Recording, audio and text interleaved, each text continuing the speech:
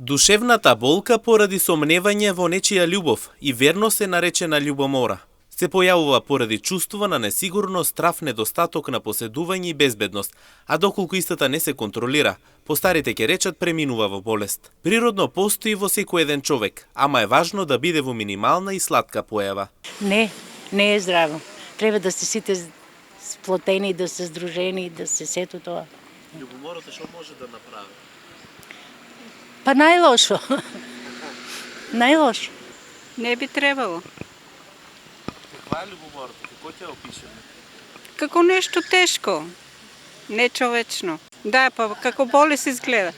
Како болест изгледа. Мислам ја дека има. Не е здраво тоа. Болест точно, управо си.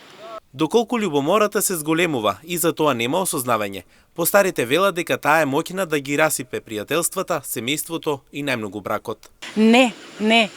Мора да се разбира ако сака брак, ако треба, ако постое, да постое брак како што треба да се попушти. Нема љубомора. Се бива у животот. И ако постое, ќе има ли мир тај брак?